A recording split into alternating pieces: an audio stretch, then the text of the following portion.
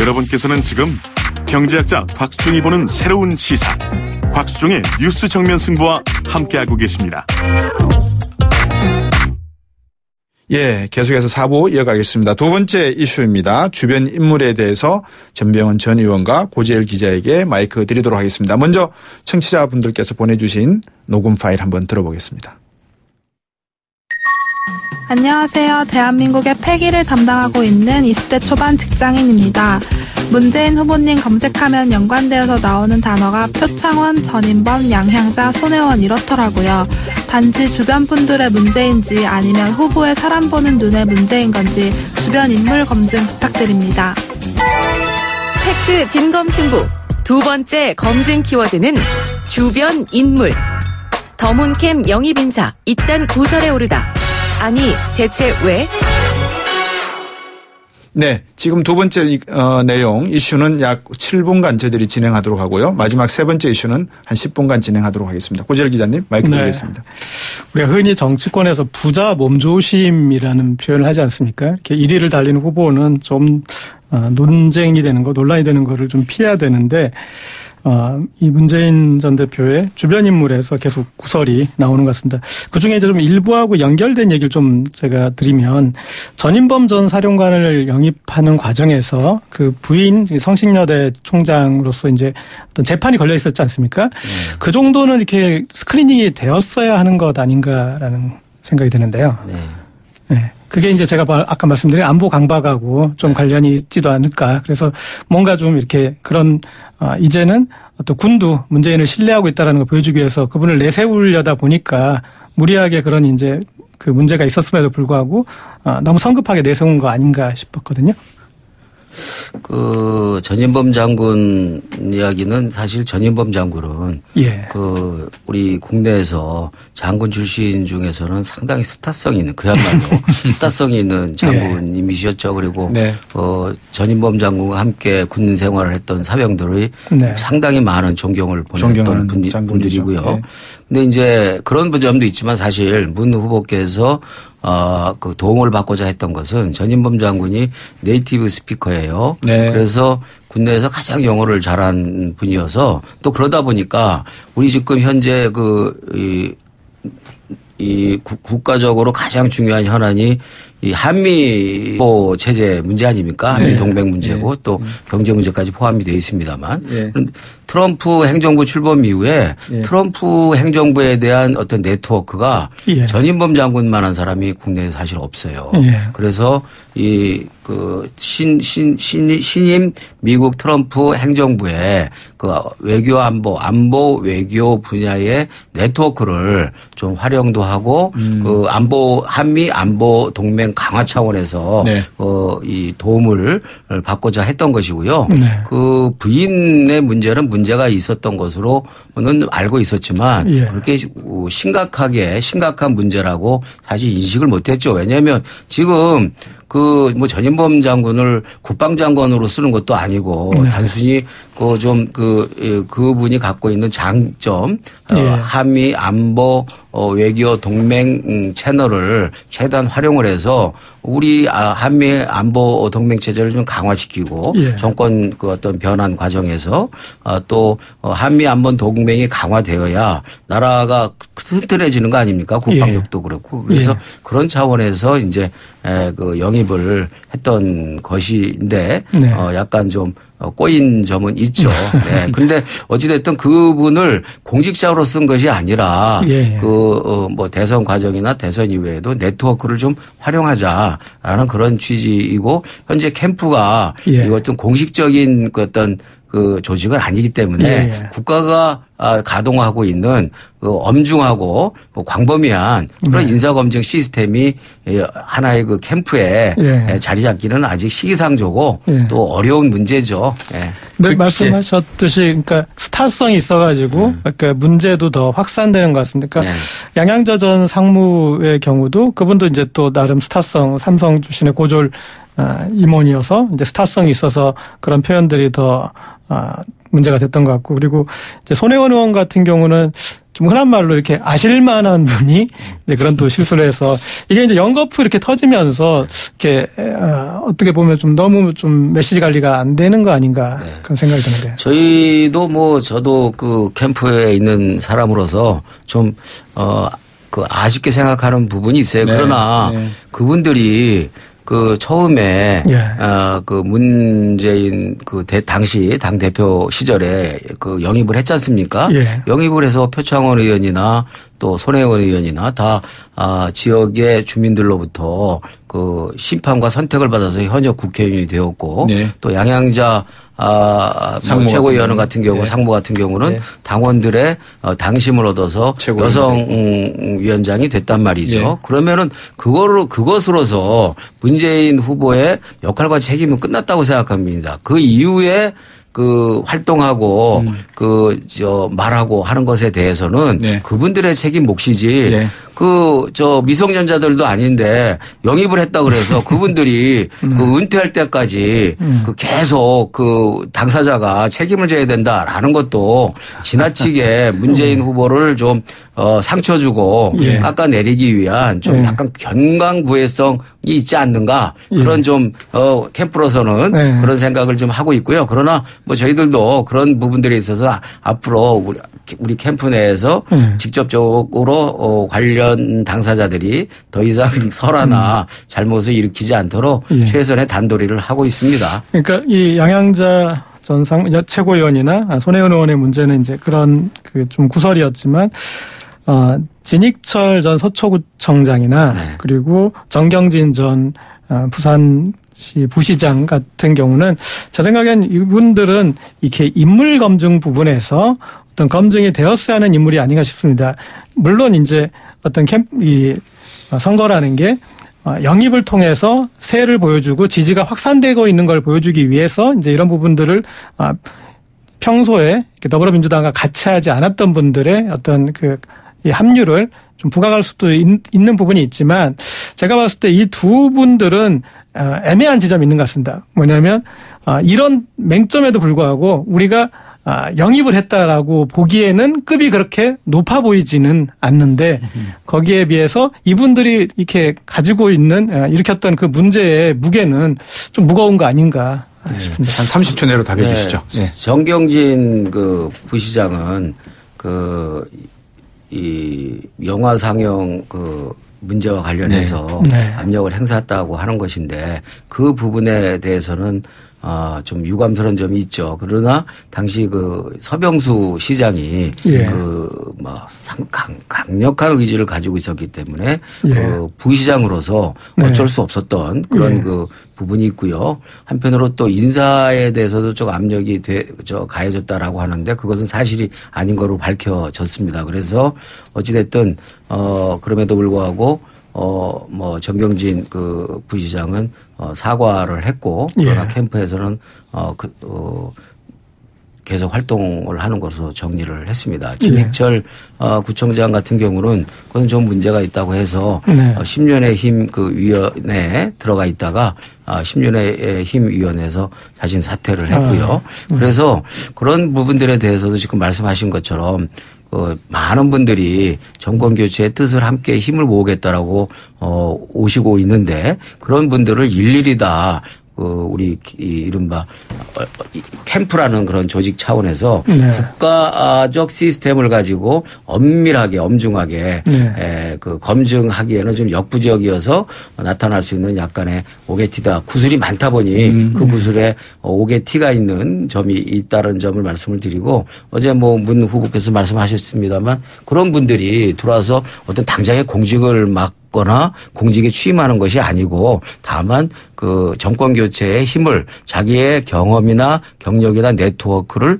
힘을 보태겠다라는 취지로 오고 계시는 것이기 때문에 이른바 공직자에 준하는 검증 틀을 갖다 대는 것도 조금은 무리한 점이 있다는 말씀입니다. 사실 근데 이제 문재인 후보 측에서는 이게 행복한 고민일 수 있는 게 문재인 후보의 대세론이 워낙 강하다 보니까 많은 분들이 문재인 후보 쪽으로 몰려오는 하는 것이고 또 이 정부는 새로운 대선이 끝나자마자 바로 인수위도 없이 출범을 해야 되기 때문에 한편으로는 또 국민들이 걱정을 하시는 거죠. 이런 인사 시스템을 가지고 과연 어떻게 하느냐. 그래서 제가 이제 청취자분들이 보내주신 질문지를 또 이렇게 읽어드릴 테니까 전병훈 의원님께서 참조하시고 나중에 필요하시면 제가 이걸 다 인쇄해서 드리도록 또 하겠습니다. 만약에 필요하시면. 4225번님. 방송을 자극적으로 하시기로 작정하셨습니까? 좀 근거 있는 질문을 해 주세요. 흑색 선거에 가까운 의혹을 아무렇지 않게 얘기하시니 조금 실망스럽습니다라는 분도 계시고요.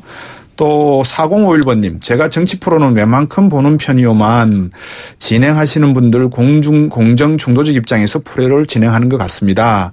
조금 아까 그 견해는 잘못된 이해에서 비롯된 것 같습니다. 라는 말씀도 하셨고요. 3496번님. 표창원 의원을 지지하는 사람으로서 표창원 의원을 문제라고 하는 것은 적절치 않다고 생각합니다. 대한민국의 표현의 자유는 지켜져야 되겠죠. 7267번님. 문재인 후보의 아쉬운 점은 본인의 강인한 방향성이 보이지 않는다는 거 아닐까요? 메모드급 캠프는 발전적 모습이 기대되기보다는 국정농단의 모습도 오버랩됩니다. 조금 아쉬운 점도 있습니다. 뭐 이런 내용들을 보내주고 계십니다. 그래서 이제 이런 걸로 청취자분들의 아마 질문을 우리 고재일 기자의 질문에 대해서 제가 말씀을 드리고 세 번째 저희들의 이슈로 넘어가겠습니다. 세 번째는 패권입니다. 안녕하세요. 전 그냥 집안일하고 즐겁게 살아가는 아줌마인데요. 제가 정치는 잘 모르거든요. 근데 대체 친문이라는 게 뭐예요? 문재인 하니까 다들 사람은 좋은데 문재인의 문제는 친문이라고 하던데요. 이거 사실인가요? 팩트 진검승부 세 번째 검증 키워드. 패권. 문재인을 둘러싼 친문 패권의 실체. 음모인가 진실인가? 친문 패권 있다 없다. 네, 고재일 기자님 질문해 주시죠. 네, 앞서 그 청취자 지적에서 제가 좀 하나만 짚고 넘어가면, 저도 이제 표창원 의원님의 그 표현의 자유를 중시해서 이렇게 제가 문제 제기를 안 했습니다. 그렇게 하면 그건 이제 먼지 털기라는 생각에서 안 했었고요. 그리고 아까 그런 이제 인재 영입에 캠프가 이렇게 확산되면서 그런 인물들이 들어올 수 있는데 사실은 이제 그게 확산되는 과정은 이렇게 이런 인물이 들어왔다라고 홍보하는 과정을 통해서 국민들은 알게 되거든요. 그런데 그런 인물들이 위주로 홍보가 되면 이제 흔히 말하는 왜 문재인 이 캠프에서는 적폐청산을 얘기하면서 인물에서는 그런 이제 구시대 인물을 하느냐. 국민이 이게 지금 새로운 정권을 만들어주고 있는데 이들에게 이게 가는 게 아닌데 그런 우려에서 뭐 이제 얘기가 되는 거고. 패권과 연결해서 질문해 주시죠, 이제. 친문 패권으로 가서는 이제 흔히들 그런 이제 삼철 지적을 많이 합니다. 그리고 문재인 전 대표가 그에 대해서 해명도 했고 그리고 실제로 이제 이호철 전 수석 같은 경우에는 이미 부산에 내려가 있는 분이고, 근데 제가 봤을 때 삼철이라고 하는 건 무엇을 말하는 거예요? 이호철, 양정철, 이제 전해철 이 세 명. 이름 끝자가 세. 네. 그래서 이제 지적이 나왔었는데 최근에 보니까 제가 양정철이란 이름을 검색해 보니까 캠프의 부실장으로 이렇게 나오더라고요. 그러니까 사실은 이제 이쪽 정치부 기자들한테서는 양정철 전 비서관이 문재인 전 대표와 관련해서 이제 가장 영향력 있는 이 참모로 이렇게 꼽습니다. 그런데 저는 이제 만약에 그런 직함이 없었으면 사실 문제라고 생각해요. 왜냐하면 권한과 책임이 일치하지 않기 때문에 그게 흔히 말하는 비선이 되는 거지 않습니까? 그래서 이제 저는 이제 부실장이라는 근데 기사에 딱 하나 나오더라고요. 그래가지고 이제 오히려 그 외부에 이제 좀 그 이름 자체가 회자되지 않았으면 해서 안 나온 것 같은데 저는 그게 그냥 전공법으로 가는 게 좀 맞다고. 아니 고재일 기자님, 캠프 안에 들어가 있고 이름이 나오는데 비선입니까? 그러니까요. 그래서 비선이 아니기 때문에. 전공법으로 가서 문제가 없다. 그 차라리 그 비선으로 놓는 것보다는 그럴 바에는 전공법으로 특정한 직책을 주어서 활용을 하는 게 좋은데 지금 현재 문재인 캠프는 그렇게 하고 있기 때문에 일단 문제는 없어 보인다라는 것이 지금 우리 고 기자님의 지적인 것 같아요. 그러니까 이제 늘 이렇게 반복적으로 지적되는 부분인데 그 부분은 좀 이렇게 이제 저는 좀 짚고 넘어가고 싶고요. 그런데 이제 제가 좀 이제 그 문재인 이 친문 패권이라고 할 때 제가 봤을 때 이제 우리가 경험을 통해서 그 부분은 이제 문제 제기를 할 수 있는데 저는 이제 그 친문 패권이라는 게 언급될 수 있는 시기는 딱 두 가지인 것 같습니다. 당대표 시절이 있고 그다음에 그 전에 이 유력 대선 후보로 이제 그렇죠. 2012년에 2012년도. 있을 때 그때 이제 어떤 그 공천 문제, 19대 국회 공천 문제. 그런데 저는 당대표 시절에서는 좀 탕평책을 이렇게 하려고 노력을 도모했는데 19대 국회 이렇게 그때 공천 과정에서는 친문으로 보이는 분들에 대한 어떤 공천이 좀 있어서 그 부분에 대해서 문제 제기할 부분이 저는 좀 있었다고 보거든요. 그때는 어떻게 생각하십니까? 19대입니까? 20대입니까? 19대, 2012년. 2012년. 2012년도에는 제가 그 공천심사위원이었습니다. 제가 그 당시에 친문도 아니었고요. 저는 그 노무현 대통령을 그 후보 시절에 아주 그 위약한 지지 시절에 그러니까 해수부 장관을 그만두고 나왔을 때 저는 노무현 당시 전 장관을 기수로 해서 정권 재창출을 해야 되겠다라는 그런 생각을 갖고 있었던 사람인데 그러나 2012년 공천 과정에서는 친문 패권이다 이렇게까지 볼 수 있는 그런 건 제가 그 공천심사위원으로서 없었다라고 단호하게 말씀을 드릴 수가 있을 것 같아요.